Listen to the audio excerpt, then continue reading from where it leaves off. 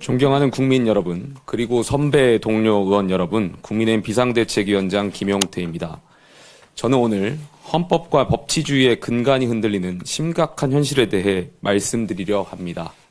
지금 이 순간 대한민국 사법부가 권력의 입김 앞에 흔들리는 정의의 저울이 되고 있습니다.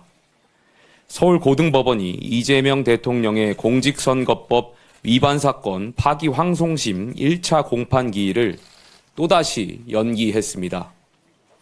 그 이유로 든 것이 헌법 제84조 대통령의 불소추 특권이라고 합니다. 대통령이 되면 죄가 사라집니까? 헌법 84조는 면죄부가 아닙니다. 그 조항은 대통령의 국정수행을 보장하기 위한 최소한의 장치이지 이미 기소된 형사사건의 재판까지 중단하라는 것이 아닙니다. 있는 죄를 덮는 도구는 더더욱 아닙니다.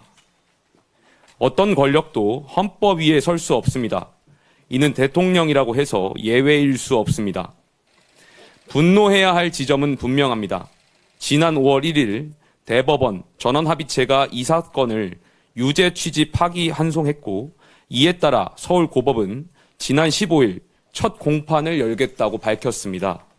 하지만 당시 이재명 후보 측은 선거운동 기간을 공평하게 보장해달라며 기일 연기를 요청했고 법원은 그 요구를 그대로 수용했습니다. 이번에 또 미뤘으니 법원 스스로 통치 권력의 눈치를 보고 있다고 자인한 것이나 다름없습니다. 물론 우리는 알고 있습니다. 대통령의 직무가 헌법상 보호를 받는다는 점을 말입니다. 하지만 오늘 서울고법의 판단은 한마디로 사법의 유예입니다. 권력의 일정에 순응한 개별재판부의 결정입니다. 헌법 제84조 해석을 둘러싼 논쟁이 엇갈리는 만큼 최종 시민 대법원의 최종 결론을 구할 필요가 있습니다. 더 심각한 것은 민주당의 태도입니다. 개별재판부 판단에 맡기면 곤란하다면서 형사소송법 개정을 추진하겠다고 합니다. 대통령이 됐으니 아예 재판을 하지 못하게 막겠다는 것입니다. 이쯤 되면 사법부를 헌법이 부여한 독립기관으로서가 아니라 정치 권력의 하명기관쯤으로 여기는 것입니다. 존경하는 국민 여러분, 법 앞에 모든 국민이 평등하다는 헌법 정신이 무너지고 있습니다. 이재명 대통령은 유권자를 기만한 혐의로 대법원에서 유죄 취지 판결을 받았습니다. 그런데 대통령이 됐다는 이유 하나로 이 사건을 심리하지 않는다면 그게 과연 사법 정의에 맞습니까? 죄 있는 권력자는 법망을 피해도 괜찮다는 뜻입니까? 우리는 지금 대통령이 된 순간 죄가 정지되는 제왕적 불소추 특권 국가로 가는 길목에 서 있습니다. 국민의힘은 침묵하지 않겠습니다. 사법부가 눈을 감는다면 우리가 국민을 대신해 부당함을 고발하겠습니다. 정의의 이름으로 맞서겠습니다. 이 자리에 함께 하신 의원 여러분들과 함께 헌법 질서를 지키기 위한 입법적, 정치적 대응에 나서겠습니다. 아울러 법원에도 촉구합니다.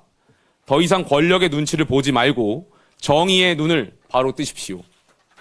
그렇지 않으면 이 나라는 헌법 위에 권력이 군림하고 법치 대신 눈치가 지배하는 위헌공화국이 될 것입니다. 존경하는 선배 동료 의원 여러분, 저는 어제 당 개혁 방안을 발표했습니다. 이대로 당이 무너지는 것을 젊은 정치인으로서 보고만 있을 수 없기에 국민과 당원께 책임 있는 개혁안을 말씀드렸습니다. 어제 개혁안에 대해 다양한 의견이 있고 심지어는 제 개인 신상에 대한 비난이 있다는 것도 잘 알고 있습니다. 제가 여기 계신 의원분들 중에 나이로는 막내지만 비상대책위원장이라는 지도자답게 의원님들의 다양한 생각을 품고 희망을 녹여내겠습니다. 오늘 의총에서 건설적인 논의가 이루어지길 기대합니다.